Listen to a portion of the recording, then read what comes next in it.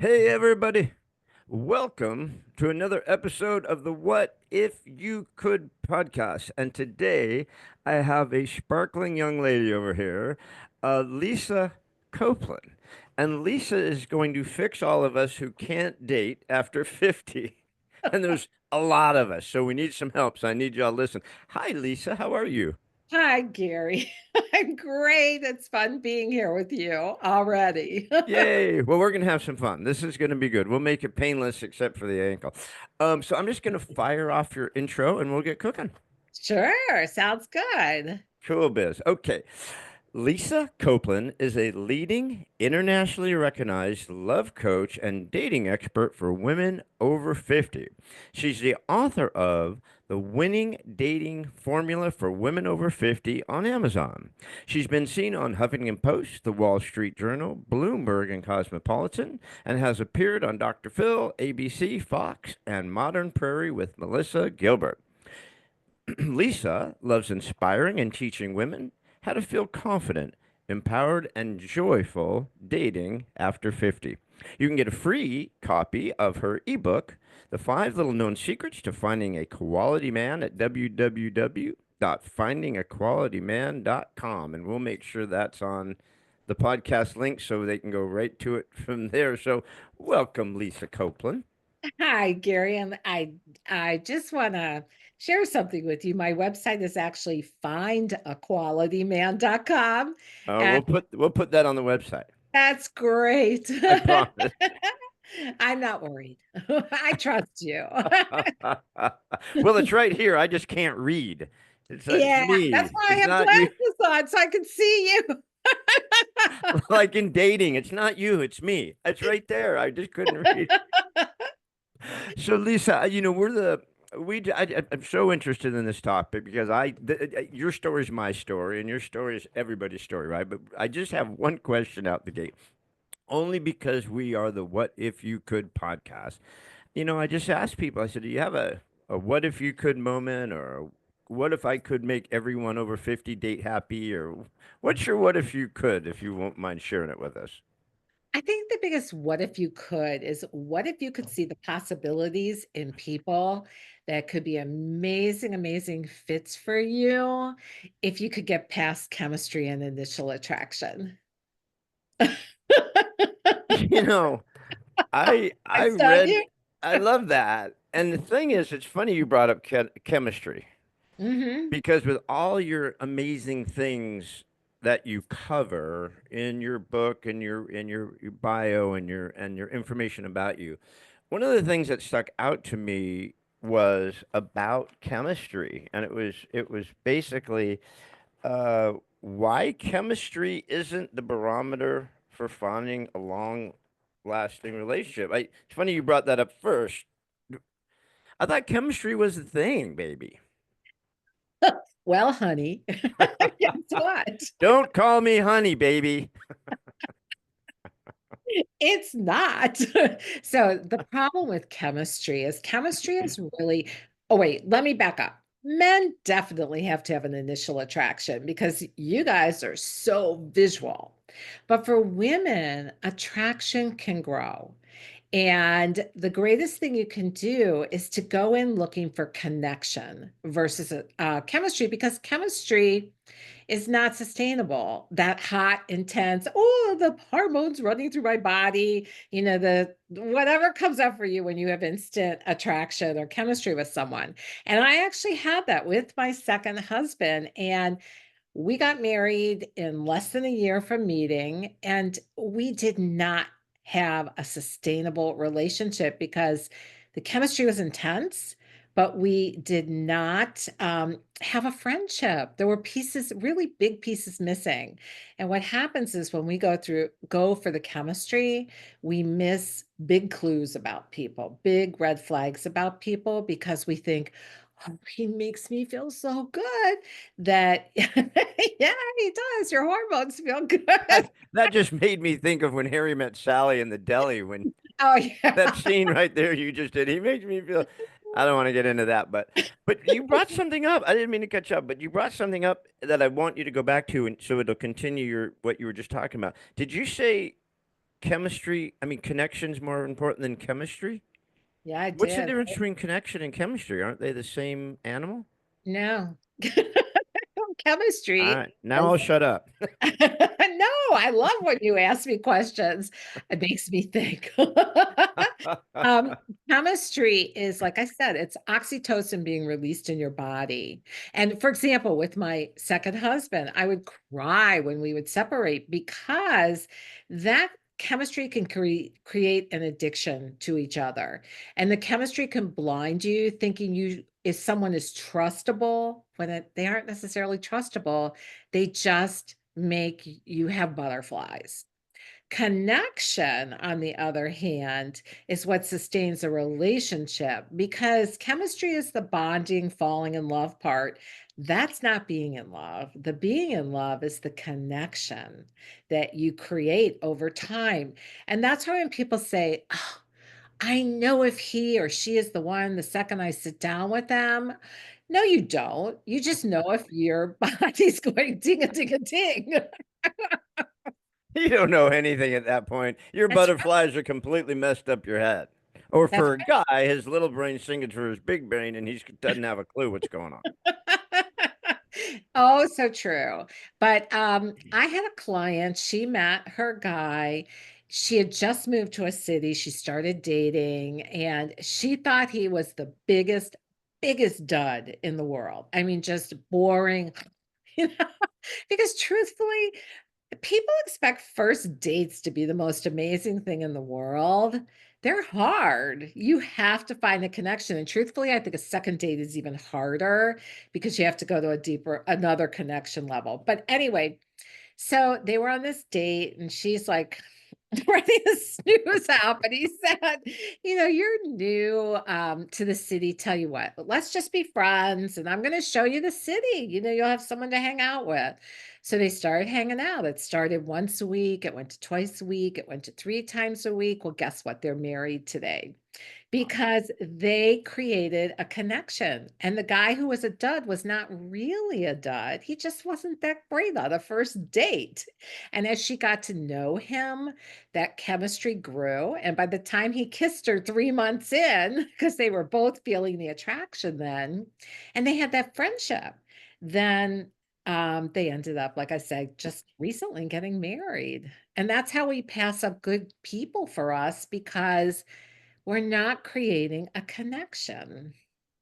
And I guess we're just thinking if the sparks don't happen. I mean, when I met my first wife, it was immediate love at first sight. I mean, I Mhm, I immediately left her work and went to my friend and said, "I just met the woman I'm going to marry." And of course, they mhm, laughed their head off. First of all, I was 21 and she was 18. So like, yeah, right.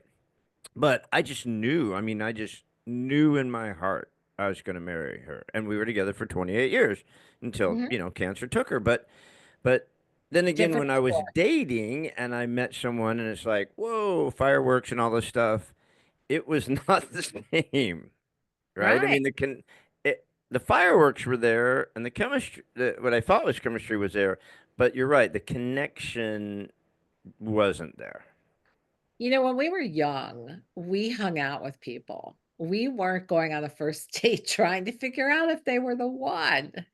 And it was such a different way of dating. Today, we put so much emphasis on what people have to have a criteria on that first date to even get a second date.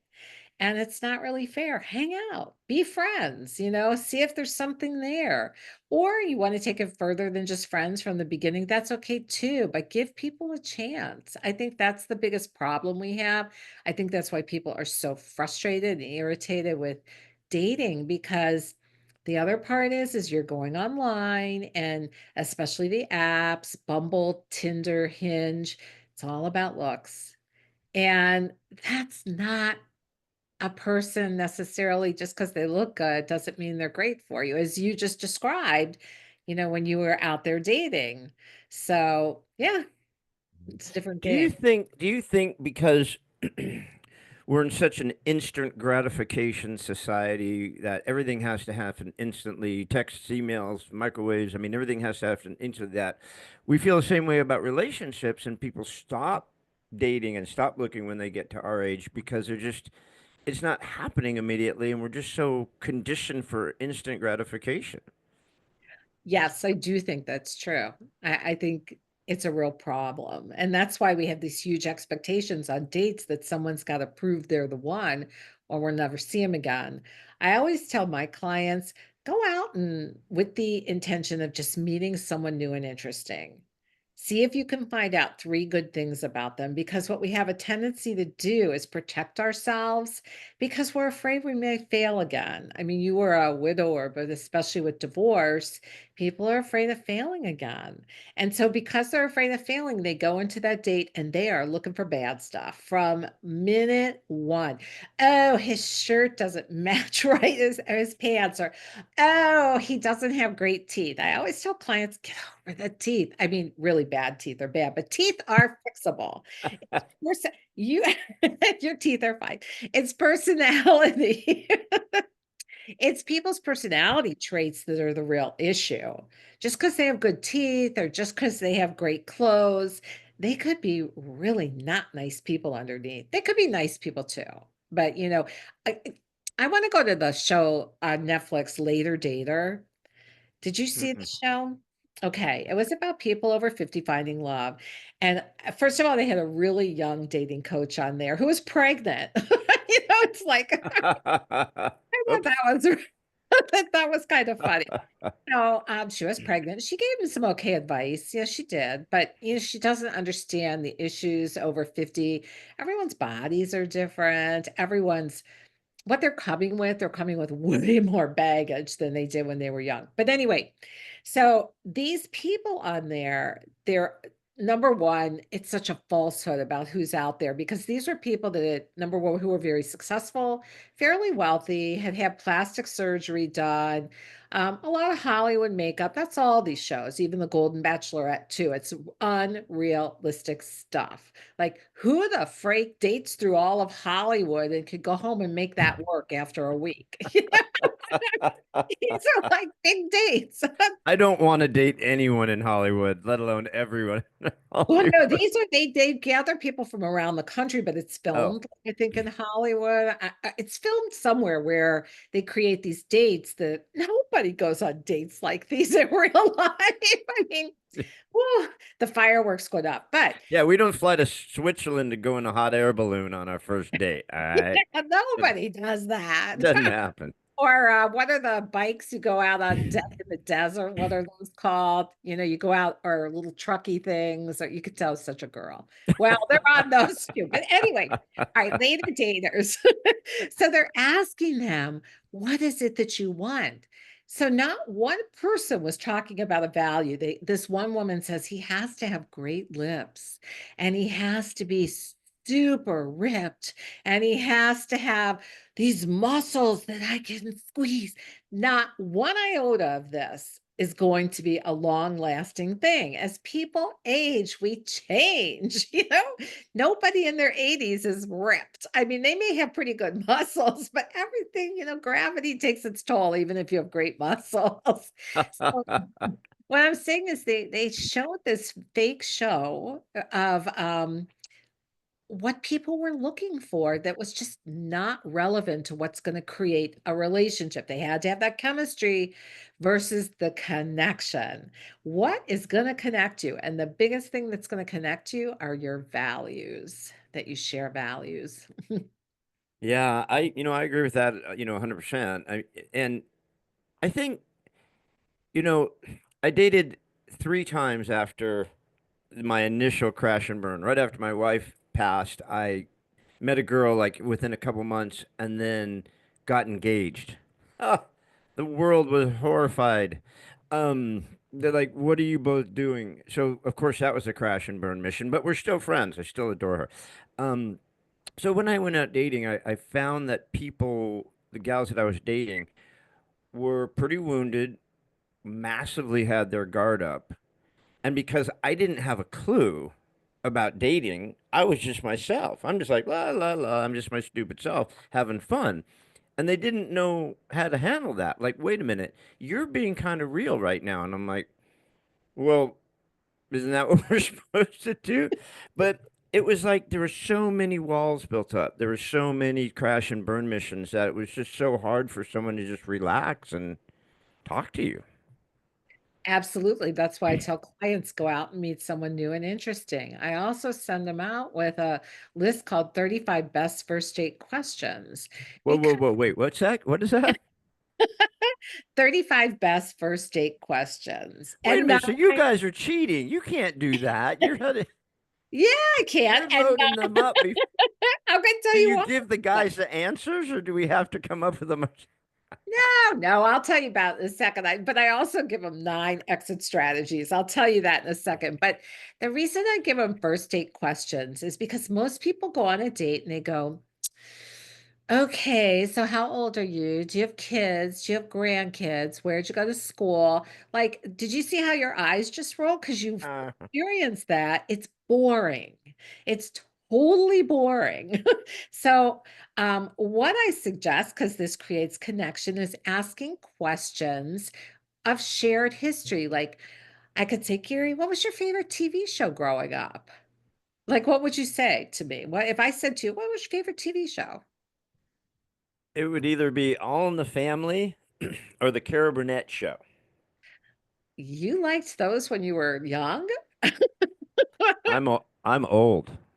Yeah, but I mean, you're not But I did. I loved, a matter of fact, I had a little red tape recorder and I used to put in cassettes and I would literally tape the Carol Burnett show.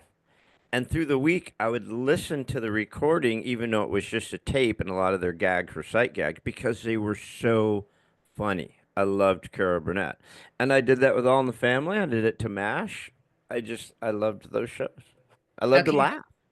So do you see what just happened when I asked you that question versus how many kids you have? Not that I'll tell you how to ask the kid one, but you it's history.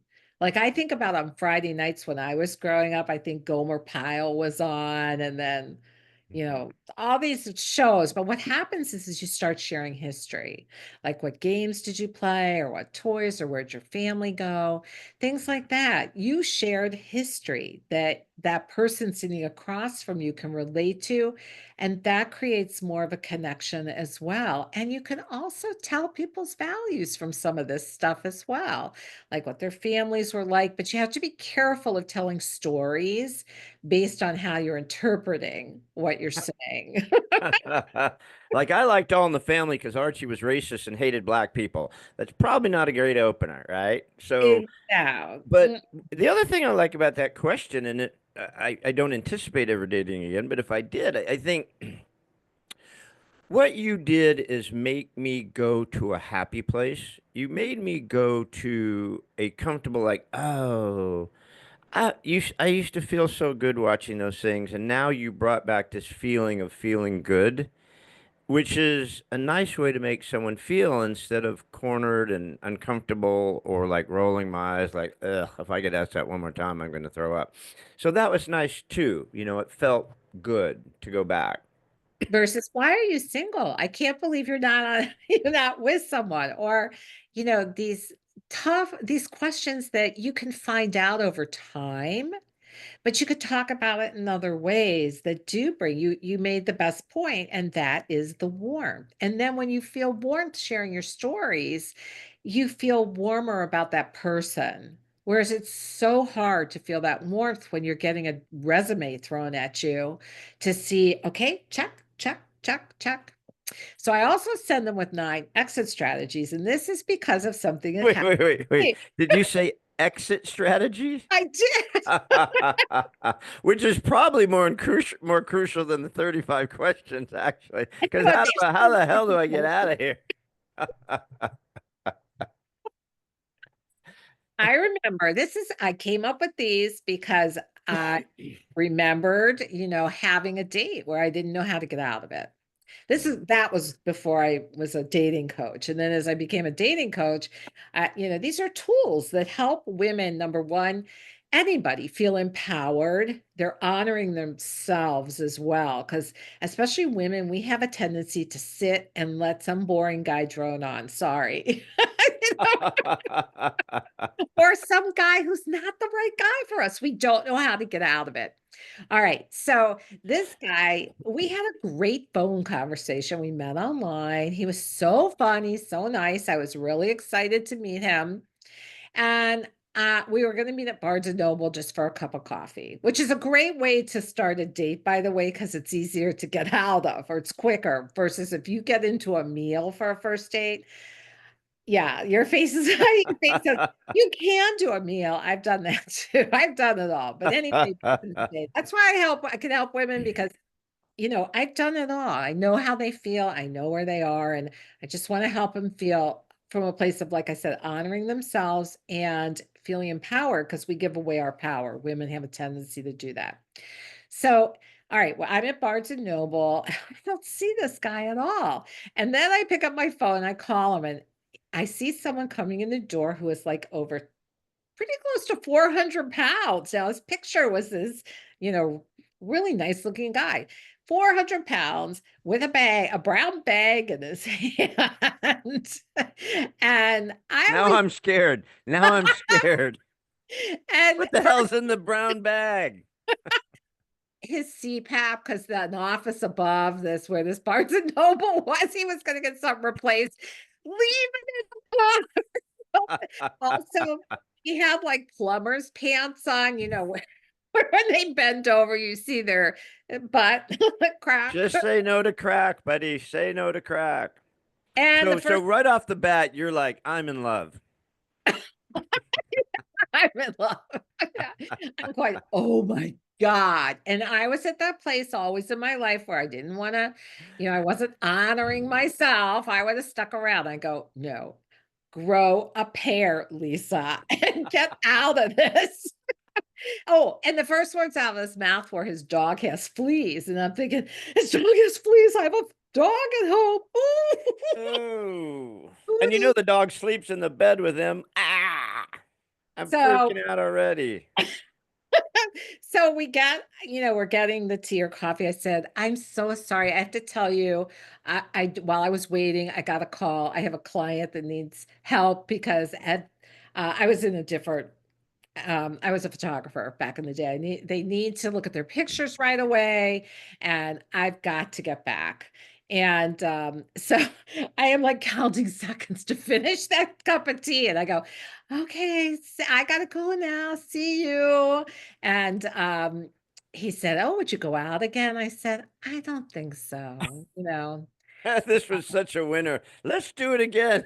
Yeah, I mean, ugh, Well, and that's a good question is, what do you do if the person thought it was a great date, you thought the date was horrible, and they go, "Hey, let's go out again." I mean, do you have a checklist for that one? Because that's an uncomfortable situation. so the biggest thing is first of all, when especially for women, when we go on a date, we're about, do they like me? Do they like me? Do they like me? And we give up our power there instead of thinking, do I like him? Is he worthy of me?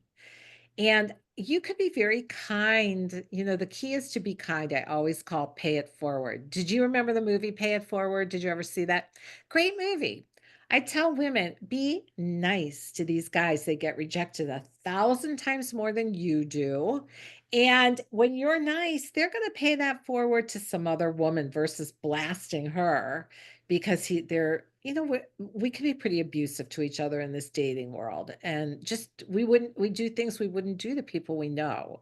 It's like that's the whole thing about online. It can be rough because of that.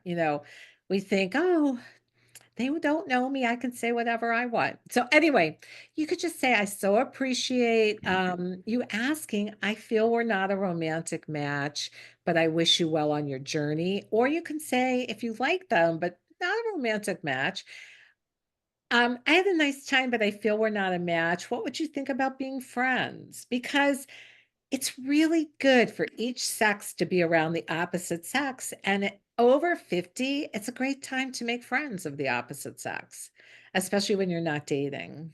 Well, I like that because it's honest. It's Hmm. like, it's honest. It's like, look, man, I don't see us as a good fit. I'm not dating to dating. I'm not collecting, scalps here. And so, we're just not a good romantic fit. But we did have a great connection and maybe we can hang out and be buds and whatever. We've shared things in common.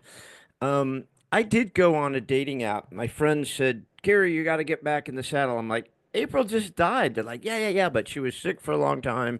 She had cancer, caregiver. You need to take care of yourself. You need to get out, right? So I did do the dating app. I did Match.com.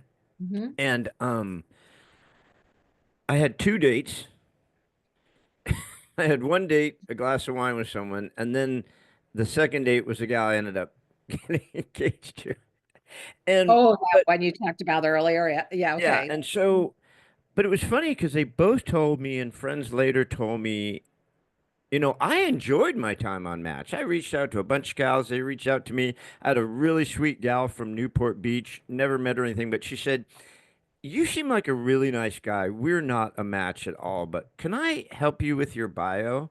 Because you can't just have a three-paragraph thing about how much you love your ex-wife and how much you guys had and how much. This is horrible. You seem like a nice guy. And she did. She walked me through that. But I enjoyed the match. I enjoyed interacting with people. I thought it was nice.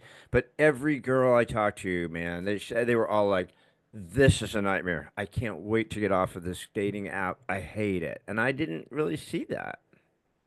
So, like I said, people have these expectations of number one, finding their person in 3 dates, and that just most of the time does not happen.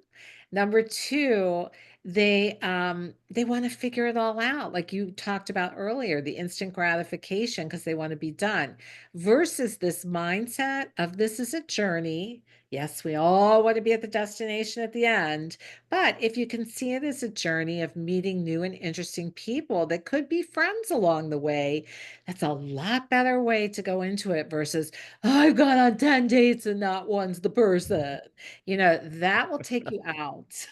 Also, you mentioned this earlier, and I have too, people's baggage that comes with them. I think dating brings up every trigger about ourselves that we have of I'm not enough, and we all carry it.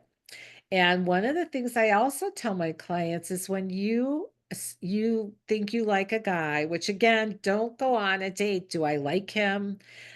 It's more of when you when I have that over 50s, I lost my train of thought. That's Next, okay. That's okay. what We was I do telling you? Because I could we get it back. always it's the painkillers from the ankle. That's what it is. We That's right. always do have tons of baggage. And Pass the that bag. thing like you said earlier was when we are dating at 18, 19, 20, 25 years old, we don't have a complete, cargo ship full of baggage. But when we get to our age, second marriage, maybe third marriage, whatever, man, we've got like a whole Saudi Arabian Yes. caravan of baggage. Yes, and that is where I was going was to I'm not enough, which I mentioned. So we all carry a little bit of I'm not enough and then we're going into these dates with a little bit of like I mentioned earlier, will he like me? Will she like me? Versus taking our own power, loving ourselves first, and if they don't like me, okay. So I met someone new and interesting. The mantra I tell my clients to use is they are not if a guy I tell a woman, if a guy's not asking you for a second date, it doesn't mean that he's rejecting you personally. You just don't fit who he thinks he wants. And you do it to guys all the time too. And it's really important. These mindset things are the biggest thing because people will say, I'm gonna put a profile online and they will come like Field of Dreams, with Kevin Costner. I'll show up. Well, they show up, but not necessarily who you want. Oh But yeah. so you gotta make this a fun journey. You really, really do. And you have to figure out so mindset's the biggest thing.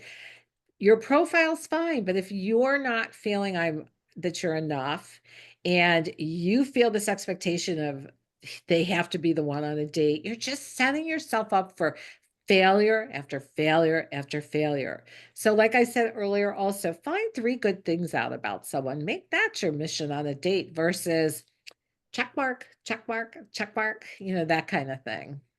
Yeah. And it's really sad that we, for some reason, that I discovered, and mostly from my girlfriends, is that people just aren't comfortable enough with themselves to just be honest online. It's like I had a friend, a really good friend of mine for many many years, and she dated. She was online. She met this guy, hit it off really really well. She was attracted to him. It liked the type of work he did. They were interested in each other, so they met at a date. And this guy is there sitting there, and she's like, "Well, you're not. What's his face? Where's what's his face?" And he's like, I am what's his face, but I use my friend's picture and my friend's bio because I just don't think women are that interested in me, and all the women are always interested in him. And she was they had been talking for like 3 months, right, before they met. She was completely shattered. She's like, dude, you're not that unattractive of a guy. Matter of fact, I might have been attracted to you, and you seem nice, but there's not a chance on the planet we could ever have any relationship at all. I mean, you've broken every trust rule on the frickin' planet, right? And it was so sad for her, and it was really sad for him.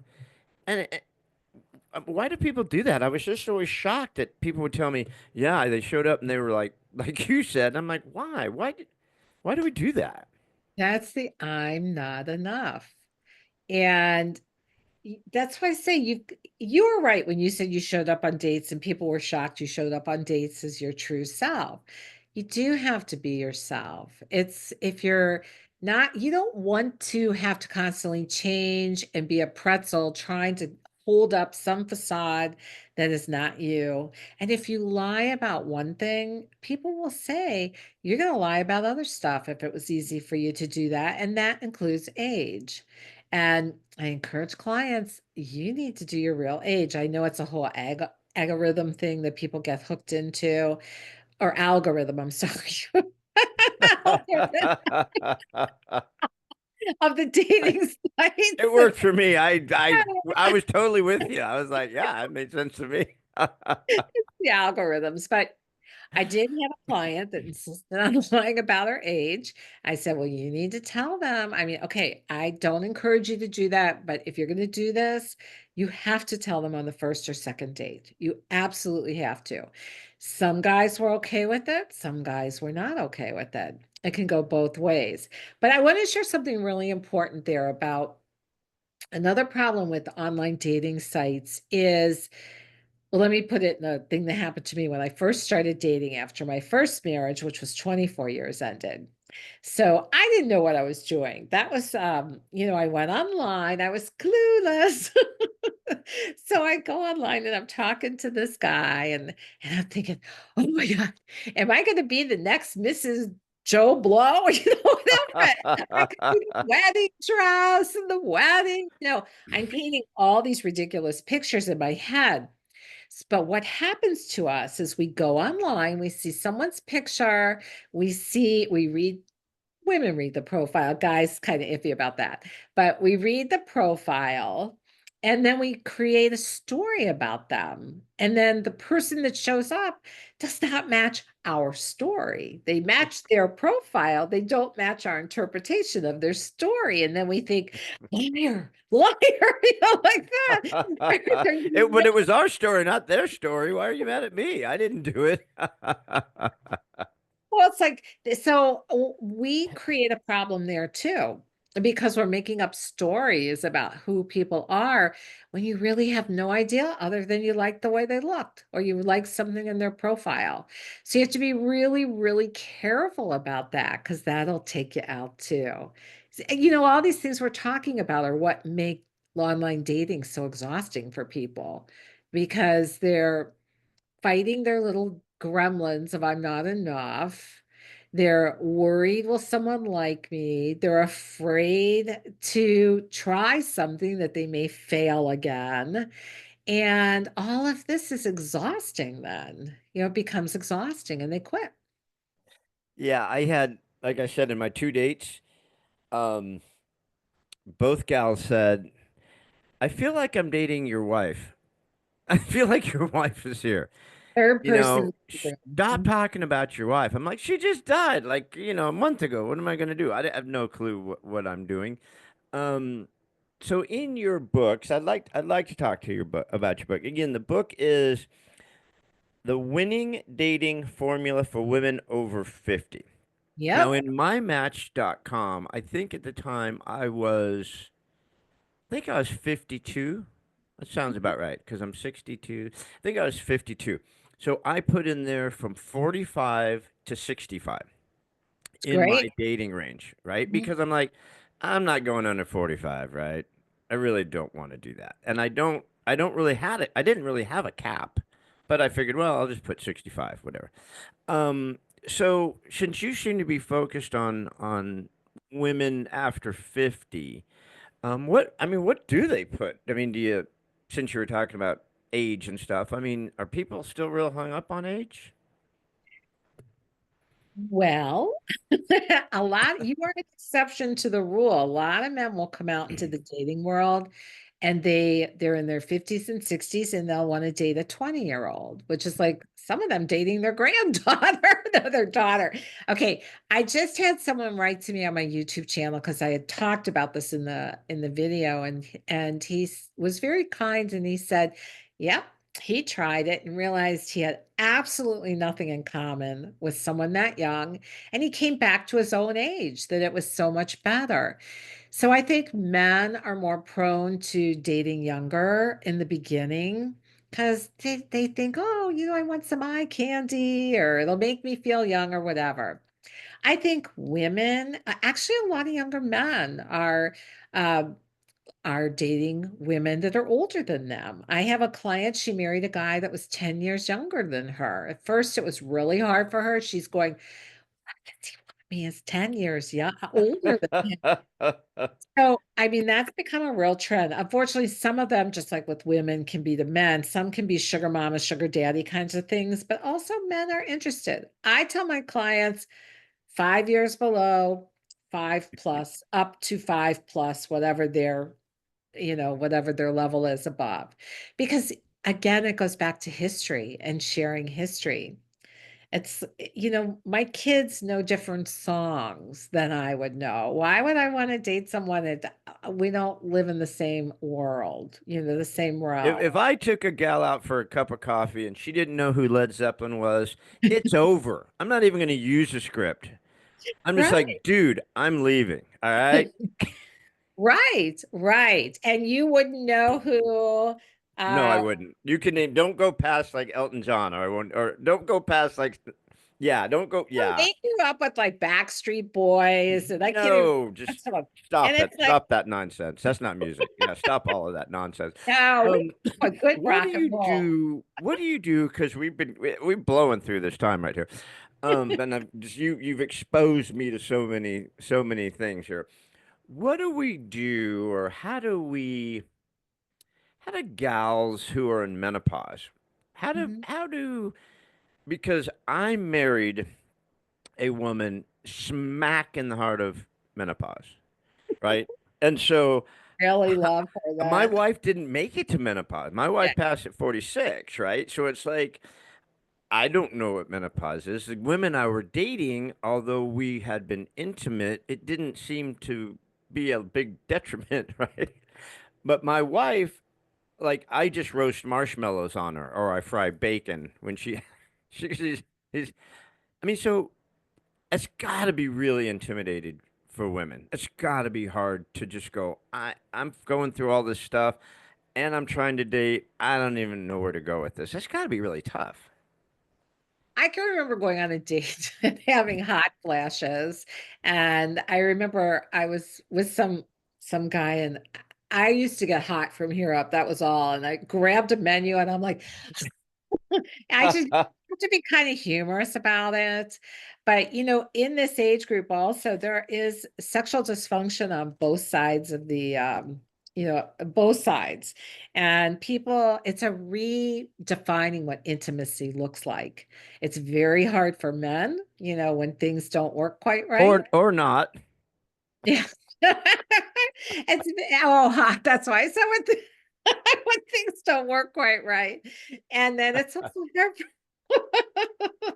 That's a double entendre. That's just, gosh, I'm just saying, it's a double I got entendre. it. I got I don't get regular jokes. I get jokes that have that little bit of it. Sorry. And that was good. That was good. I got that one. Thank It, you. it was good. So anyway, there it is a time to redefine intimacy because there'll be a lot of people that say if we can't go fully all the way, I'm out. And good luck finding a ton of people that can still do that. I mean, yes, there are, but there are still issues even with that. And I think it comes back to connection and intimacy and creating a different sexual world that is not like in our 20s when guys could go 55 times in a night and everybody could, it was just different. Very different. So you have to be honest about it. You have to talk about it. And I tell women, please be kind to men. This is one of the hardest, one of the most difficult. Yeah, we got to let that word go because sometimes it's not the hardest, and that's the whole problem. You're Yeah. killing me, man. You're killing Uh, me. Now I'm all in. Now I feel all inadequate and everything. it's one of the most challenging issues that comes up. Yes. And there you go. And an honest discussion about it is important. And I'll have women say, like I said, deal breaker, deal breaker. I said, just give it a chance because you can create intimacy in tons of ways that, you know, Let me tell you something that happened to me. okay. Um, I was very fit when my wife passed, and I was a very healthy 52-year-old who had no problems down below in that area, right? Mhm. I mean, unless you consider size, and it was like a 4-year-old child. But as far as working, it worked great. However, when I started dating this young lady and we decided to go there after a while, it was not cooperating. And I realized it was like, I haven't been with someone different in 28 years. I don't know what I'm doing. I'm completely intimidated by this whole process. I don't even want to be here anymore. So it wasn't like physically I couldn't do it, just mentally, I was like, I'm just not feeling this right now. And it wasn't her fault. It was like, I don't know. You know what I mean? So, yeah, there's a lot of issues on both sides. Women, like she was very self-conscious about her body. No lights on, still have clothes on. I'm like, what's happening here? And then me, I'm like, so it's really challenging on both sides to get back in the saddle. It is. And as you age more too, there's more challenges. And yeah, it goes back to I may not be enough. And will they still like me? It really does. And men and women carry that. It's Yeah. Does your book focus a lot on that, the I'm not no, enough thing? it's that book I wrote quite a while ago. A lot of it applies because I write a lot about skills that still work and things about women with men because we really are clueless about men, but men are clueless about us. But I don't Big get time. men. And you guys will figure us out way before we'll figure you guys out. There's no doubt about Yeah, it. but But it does come back to what you very, very first started with, I think at the very beginning. And I think friendship. And I think a lot of people dating are afraid of that word because you hear the friend zone, right? Well, I don't want to be in the friend zone. I still want to get it on, baby. I don't want to be in the friend zone, but let's face it, at once you get to a certain age, if they're not your friends and the sex is gone, the chemistry's gone, the heat's gone, it's like, well, shit, now what do we do? you have that connection. You have intimacy in a different way of how you share life. It's sexual too, but it's a different kind sometimes. But it's also like, just think about, we could cook together. There's something very sensual about cooking and food and wine and all of that. So you're finding connections. The friendship is important. It's very, very important because if you think about it, your friends, who are over 50, they're probably having less sex than people who are out there dating, because it's the issues that come up, that kind of stuff. And they too, I think part of menopause is recreating an intimacy with ourselves and with a partner. That's because men go through stuff too. They don't get hot flashes, but they go through a reevaluation of life. And there's a woman named Allison Armstrong who has studied men to the nth degree. She's like my greatest teacher about men. And they go through it just differently. We have menopause. Menopause. Yeah.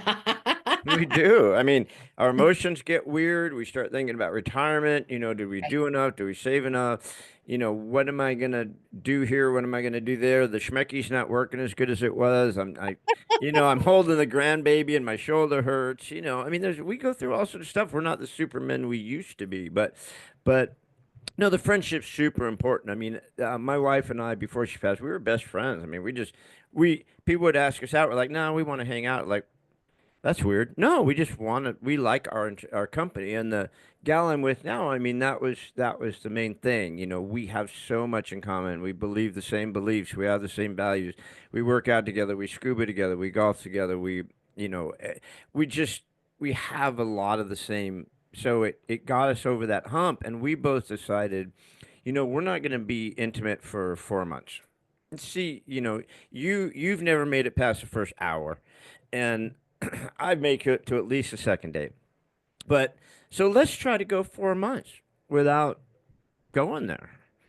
And it was interesting because we had to find other things to be excited about in a new relationship. And we did. It built the foundation for us to where we said, let's get married. What the hell? Right. Because once you have sex, it does color the relationship because you're run again by those hormones. And those hormones are saying, I like him, versus what do I know about this guy? And do I really like him?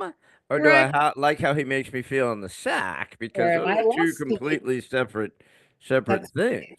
yeah, Yeah. exactly. Yeah. So what is your let's go back there real quick and then I know you got to get going, but so the winning dating formula for women over 50. I mean, so I've got a lot of friends over 50 who are single. I can't believe how many really, really amazing quality women that I know, in their 50s and 60s that are single. And most of them have given up. They're like, I'm just going to become a cat lady, live in a trailer, and I don't really even give a shit. Honestly, and I'm like, dude, no, get back on that horse. She's like, I'm tired of the horse. All right, I've fallen off too many times. So what's your advice to these gals besides your ebook, which we'll put on the side? Well, this is why I coach women. It goes so much deeper. Like my book is really the strategies that you use when you get out into the dating world. And a lot of times there's that saying that goes, you don't know what you don't know. And we don't know how to do something different. It's why I have coaches in my life because we can't always see our own stuff, or we may see it, but we still don't know how to get around it or how to find a new solution. So the book is a great way to find solutions. That book, by the way, is on Amazon. The best way is when women work with me because we go deeper into mindset as well as strategies. And the biggest thing that they love is support because they don't know what to do. And you ask your friends, what should I do? Your friends don't know diddly do. And your friends, if they've quit, they're going to bring you down. They will scare the crap out of you, tell you everything is horrible. I've had lots of clients get married and live with guys, from online dating. But I guess, and we didn't connect into this. We may have to do this again. But the big Yeah. thing is we keep going for the same type of guy over and over again. And I work with clients getting a clear vision of who they want today. Because what happens is they date like they did in their 20s. And in your 20s, late teens and 20s, you're directed by baby. I want a baby. I want a baby. Whether you consciously know it or not, and whether you ever have one, your body's DNA coding is to find the survival of the fittest baby guide. This day, it is about really companionship, having each other's backs, fun, play through ups and downs. I mean, there's always ups and downs, no matter what age you're at. But it's really way more about playing and fun than it's ever been. You have a lot more choices over 50 about relationships. It does not have to be marriage. And Yeah. you have to, that's the other thing. You got to get out of the mindset of, oh, I have to get married or I have to live with someone. No, you don't. You can have a long-term committed relationship, live apart. You can have a boyfriend. You could just have a companion. You could have marriage also. But, there's all kinds of things you can have.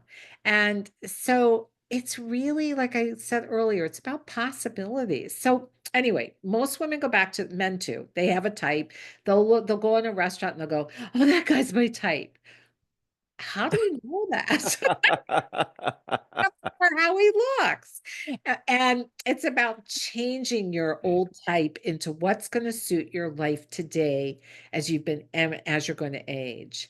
And so clients will say to me, we do this huge exercise on getting clear on who they want today. And they'll say, I would not have seen my guy. And it's the best relationship I've ever been in. I mean, they've been trying like anywhere from 6 to 20 years before meeting me to try and find someone. And it's because we like patterns, in our lives. It feels comfortable to us. It feels good to be doing the same thing, except the results, the definition of insanity, doing the same thing, expecting different results. And that's what happens to these women. They make the shift and they go, oh my God, I found my guy and I'd never seen him before. I would have blown him off. Well, I do. What you said is so true, though, about people are crabs in a bucket, right? Whether it's the guys who have been burnt and don't want to date. Oh, women all suck. They just lead you on. They just want money. Blah blah blah blah. And then women saying the same thing. Oh, guys, blah blah blah blah blah. And so they're crabs in a bucket. They just will pull you back down. That's what they want because if you leave their tribe, then that makes themselves look in and say, well, now I'm not worthy. She found somebody. I'll never find somebody because I'm not worthy, right? And the other thing about your coaching is I've done coaching forever. I've either been the coach or I've done coaching. My real Yeah, business, I do this just to have fun and meet amazing people like you, but my real business is real estate. We've had a real estate company for yeah. 35 years, and I've trained a lot of agents, but I've been in training literally for 35 years since I first got my license. So I completely believe in training. So tell us about your training real quick. I know that you're running short on time, but tell me about your training. With coaching? Coaching, yes, I'm sorry. Coaching? No, Well, like I said, train. Men need to be trained, all right? So tell us about your coaching. it's really, like I said, helping. The biggest thing that I help women with is, which I've said quite a few times on here, number one, honoring yourself, feeling good about yourself, getting to where you really are enough just how you are, because we can only attract from where we're at. You don't feel enough, that's going to be reflected in who comes knocking on your door from your profile.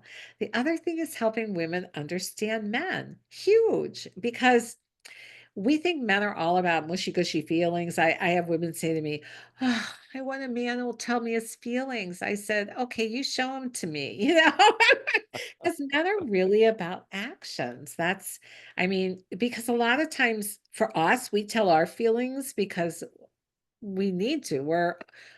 Our whole women's whole thing is the heart, men are minds. We both have some of each. Those are our strengths.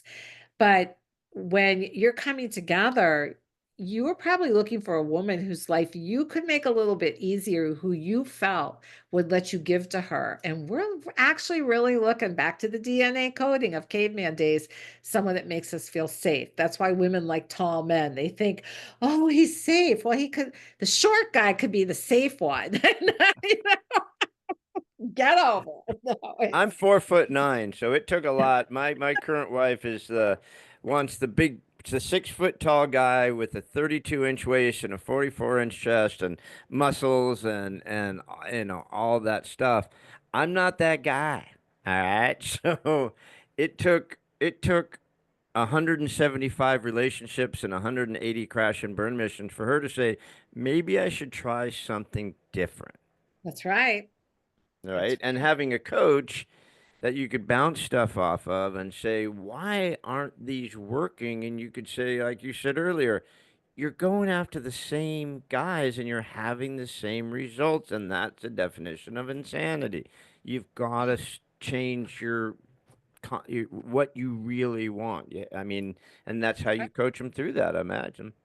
That is, but like the biggest thing of that is getting that clear vision of the right man. And that's a big thing I help them with, as well as writing profiles and helping them understand what it's like to meet someone in real life. I've had clients meet great guys in real life. I had one meet her husband at the license bureau, but we're afraid. Oh God, they were both getting motorcycle licenses. That was the funniest part. They had something in common. Yes, they did. Apparently their values matched from there too. But it's we're afraid to approach people and talk to them. And it goes back to that I'm not enough. And that's the biggest thing is helping women break through what people have said to them in the past. Men have this too, but they're usually not as coachable about it. But having the breakthrough, breaking through what people have said in the past, like you are not cute enough. Your body's not this. Your hair's too short. Your teeth are whatever.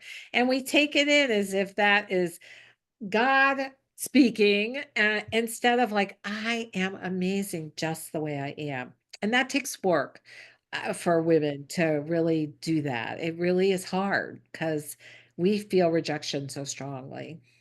You have Yeah, a lot to that's help tough. us.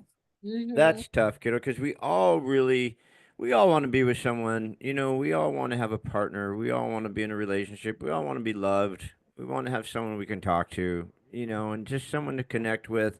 We just do. I mean, we're herd animals, we're not here to be alone. So Lisa, you've been great. I appreciate this time just freaking flew. There's so much we could talk about. Um, but I start my podcast with one question, which I give you ahead of time.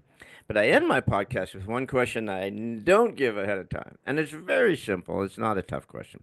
But I always ask people, it could be about your coaching, it could be about your experiences, it could be about just a quote that you love. But I always ask people, if there's one thing you wanted to leave everybody with on their way out, if there's one thought that you wanted to check out with, what would that one thought be? It would be what I tell my group clients at the end of every coaching call. If no one has told you today, you are enough. Aw, that gave me soul bumps. I love Oh, that. I love that. And people don't hear it enough. they don't. We beat ourselves up all day. There's 70,000 negative comments in our head every day. We just don't treat ourselves well. And I'm glad that you're there to help us change that. Thank you. I'm So glad you're here to do this. This was fun. yay! All right, everybody. That was Lisa Copeland, and one of Lisa's books is The Winning Dating Formula for Women Over 50. It's on Amazon. We're going to put the links to her books, her website, her coaching. Everything will be on the podcast, so you could just click on her and get help so that we can all find love over 50. So, Lisa, thank you so much for being my guest. I really appreciated our time.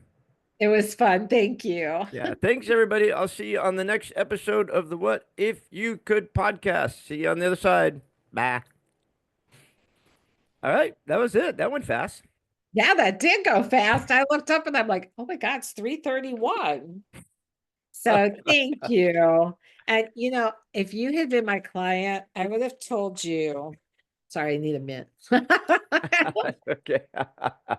I would have told you to wait, even though your wife had been sick a long time, because we really do.